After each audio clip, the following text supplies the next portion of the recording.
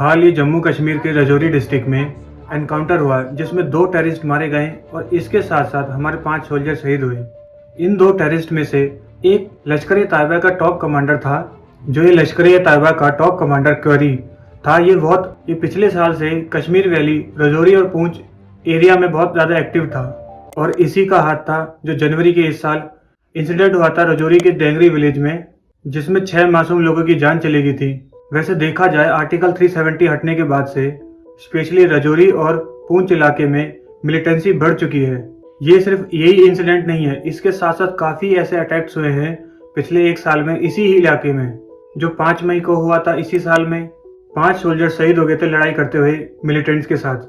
और इससे पहले 20 अप्रैल को पूंछ, जो सिर्फ और सिर्फ एलओसी से 6 किलोमीटर दूर है, और जनवरी के स्टार्टिंग में ही जो आईडी ब्लास्ट हुआ था जिसमें अपने जवान्स और यहाँ तक कि कुछ सिविलियंस भी डेथ भी हुई थी, और लास्ट ईयर दिसंबर में भी अटैक हुआ। और इसके साथ साथ लास्ट ईयर अक्टूबर के महीने में पूंछ रीजन में 9 आर्मी के सोल्जर्स मारे गए, जिसमें 2 हमारे जेसीओ थे।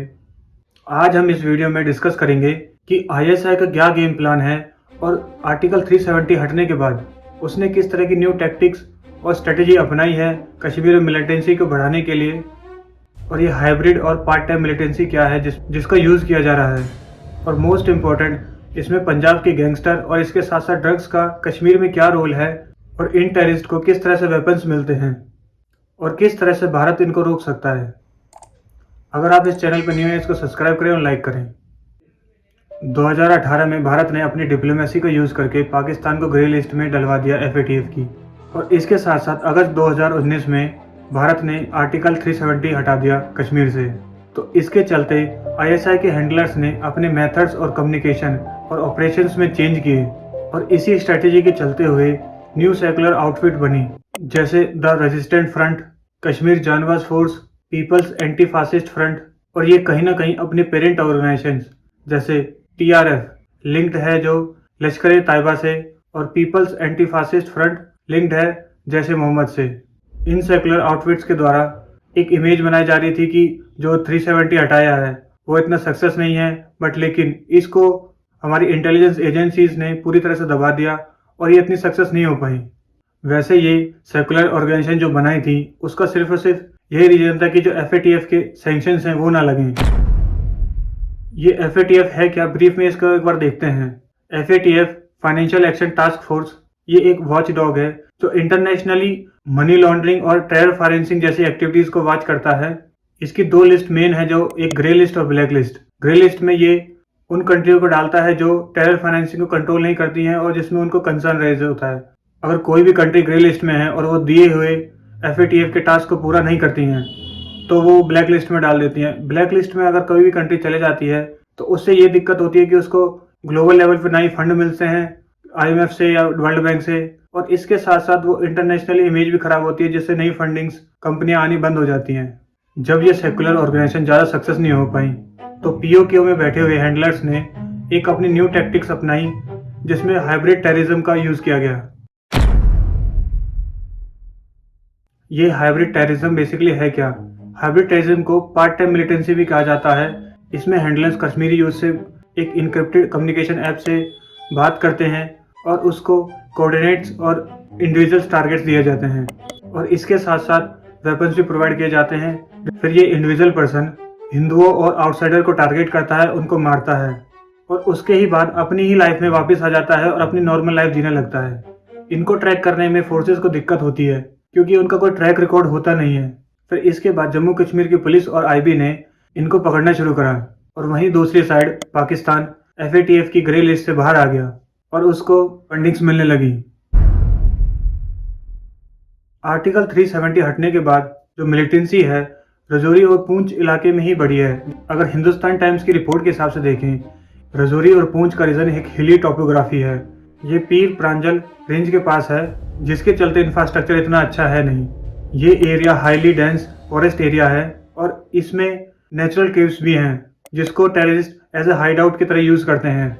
और लोकेशन वाइज राजौरी और पूंछ LOC के बहुत नज़दीक हैं, और इसके साथ साथ जैसे अदर LOC के एरिया में फेंसिंग हो रही है, पर यहाँ पे फेंसिंग्स नहीं हो पा रही हैं क्योंकि इसकी टोपोग्राफी को लेके, इस वजह से इन्फिल्ट्रेशन भी ज़्यादा हो रही है।